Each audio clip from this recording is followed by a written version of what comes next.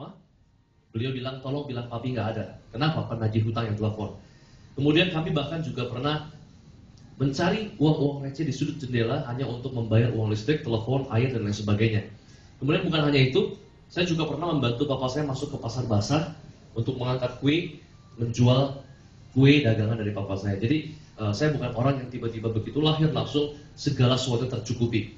Nah, tapi kemudian apa yang membuat saya berubah? Nah, ini yang jadi poin penting kita dalam sharing selama 1 jam ini. Apa yang membuat saya berubah? Nah, perubahan hidup seringkali saya ibaratkan sebagai metamorfosis. Jadi perubahan hidup seringkali saya ibaratkan sebagai metamorfosis.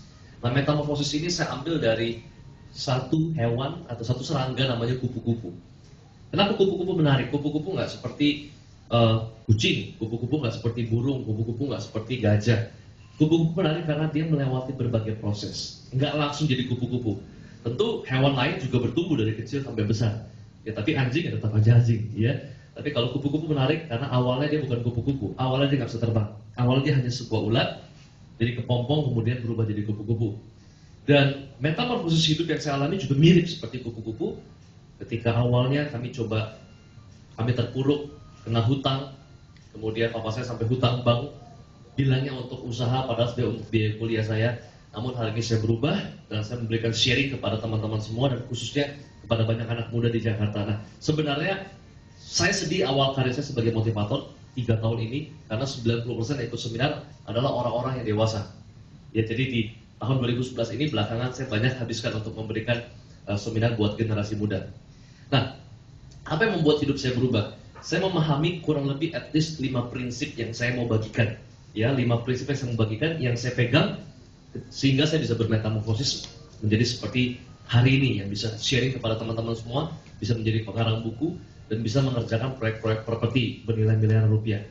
Nah, prinsip yang pertama, ini nggak perlu dihafalkan, saudara boleh catat di notes di BlackBerry atau yang penting bisa dilakukan. Ya, prinsip pertama yang saya praktekkan dalam hidup saya adalah saya mencoba menghormati proses. Ini prinsip pertama, menghormati proses. Banyak orang tidak menghormati proses. Banyak orang, mereka ingin shortcut, mereka ingin jalan pintas, mereka maunya mie instan. Kita tahu yang namanya mie instan pasti nggak sehat dibanding mie yang kita buat sendiri. Ya, yang instan pasti nggak sehat. Banyak orang nggak menghormati prosesnya. Banyak orang nggak sabaran sama prosesnya. Suatu hari ada seorang anak kecil. Anak kecil ini lagi lihat kepompong yang sebentar lagi akan jadi kupu-kupu. Jadi dia melihat ulat yang mau keluar jadi kupu-kupu, dan anak ini melihat kupu-kupu atau calon kupu-kupu ini tampaknya begitu susah payahnya untuk keluar dari kepompong ini. Jadi anak ini lihat kok kupu-kupu ini susah payah banget untuk keluar dari kepompong ini. Nah, alhasil anak ini polos, anak ini langsung masuk ke dapur, ambil apa? Gunting. Ya, anak ini ke dapur ambil gunting, dan begitu polosnya, anak ini bantu gunting kepompongnya. Gunting kepompongnya, kemudian akhirnya kupu-kupu dibantu keluar. Hari pertama dia main sama kupu-kupu itu dan dia begitu sukacita, happy sekali, senang sekali. Tapi kemudian hari kedua, hari ketiga, dan seminggu kupu-kupu ini nggak bisa terbang. Kenapa nggak bisa terbang? Karena ternyata anak ini telah memotong jalur atau proses yang seharusnya dilewati oleh calon kupu-kupu ini. Jadi ternyata pada saat di dalam kepompong ketika dia susah payah, ternyata itu lagi fitness. Jadi calon kupu-kupu lagi fitness. Itu celebrity fitnessnya buat kupu-kupu. Dia lagi bangun otot bisepnya, otot tricepnya, dan anak ini shortcut. Anak ini nggak menghormati prosesnya. Nah, seringkali dalam hidup kita gagal. Kenapa? Kenapa kita gagal melakukan metamorfosis hidup? Karena seringkali kita ingin jalan pintas. Ya, kita ingin cepat kaya, kita ingin cepat sukses. Nah, cepat kaya dan cepat sukses itu nggak salah. Tapi ingin cepat kaya dan ingin cepat sukses itu yang salah. Sekali lagi, cepat sukses dan cepat kaya nggak salah. Tapi ingin cepat sukses dan ingin cepat kaya itu yang salah. Kenapa? Karena kata ingin berarti menjadikan cepat sukses dan cepat kaya sebagai tujuan atau satu-satunya tujuan. Padahal buat saya cepat sukses dan cepat kaya bukan tujuan, tapi efek samping. Kenapa saya katakan efek samping? Banyak dari kita ingin cepat, kita shortcut, kita gunting kepompongnya, tapi fundamental kita nggak kuat. Secara karakter kita nggak kuat. Jadinya seperti siapa? Seperti Mike Tyson. Iya. Ya, Mike Tyson dia bertinju, uangnya banyak sekali, dia menang berbagai macam piala. Apa yang terjadi? Sejarah mencatat dia punya hutang 37 juta US dollar. Ya kalau teman-teman kalikan 10.000 rupiah itu hutang yang sangat besar, lebih dari 370 miliar. Tiger Woods, ya Tiger Woods dia adalah seorang pegolf luar biasa, sponsor dan uang hasil memenangkan kompetisi. Setahun penghasilan dari Tiger Woods bisa sampai 400 miliar per tahun. Tapi apa terjadi? Ternyata beliau selingkuh dengan 9 bintang porno. Dan sekarang karena image yang jelek, apa terjadi? Sponsor narik dong logonya, betul nggak? Ya. Karena ngapain pasang logo sama orang yang selingkuh sama 9 bintang porno? Nanti malah logoku bagi beberapa perusahaan besar malah tercemar. Ya, ini terjadi kenapa? Karena mereka kurang fundamental. Mereka membangun rumah di atas jerami, bukan di atas batu.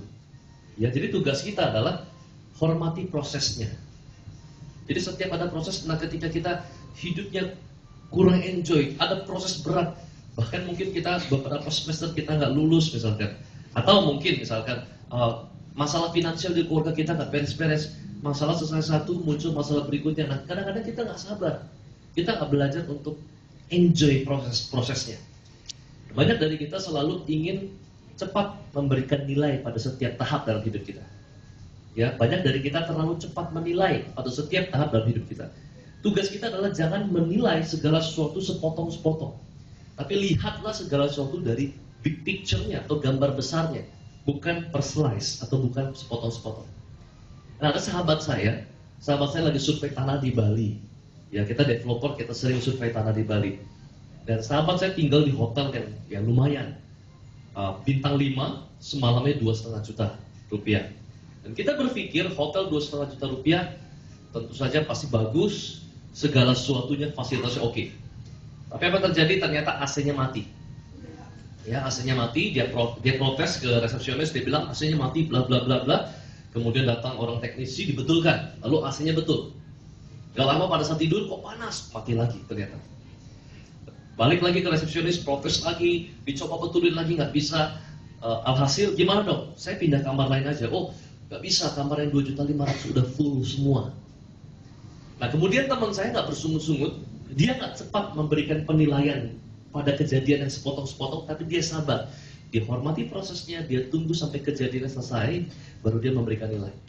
Dan apa yang terjadi? Beberapa menit kemudian, salah satu orang yang mungkin jabatan lebih tinggi di hotel tersebut, yang mungkin manajernya atau GM-nya, akhirnya memberikan kabar dan memberikan keputusan yang membahagiakan, bahwa akhirnya teman saya dipindahkan ke kamar yang lain, tapi karena kamar yang selevel sudah nggak ada, yang 2.500.000 sudah full, akhirnya teman saya dikasih kamar yang 7.500.000. Ini kamar yang presiden suite. Ya, beliau berdua dan kamarnya ada 4. Kamar kecil dalam hotel tersebut ada 4. Karena presiden suite kan besar sekali. Dan dia bilang sangat mewah sekali. Nah, jadi dari kisah ini seringkali kita harus belajar untuk melihat segala sesuatu jangan sepotong-sepotong. Tapi tunggu dulu, ya. Kenapa? Karena kalau kita ini manusia misalkan ibarat tanaman. Ya, seringkali Tuhan lihat tanaman ini potensinya sebenarnya besar. Tuhan lihat sebenarnya tanaman ini potnya itu gak bisa menampung potensi dari tanaman ini, yaitu kita. Alhasil Tuhan ingin memindahkan ke pot yang lebih besar. Dan tidak ada jalan lain memindahkan tanaman tersebut ke pot yang lebih besar selain dicabut, betul nggak? Ya nggak ada jalan lain selain dicabut. Dan waktu proses cabut itu paling gak enak, sakit, karena akar kita yang sudah tertempel sama tanah itu kita selepas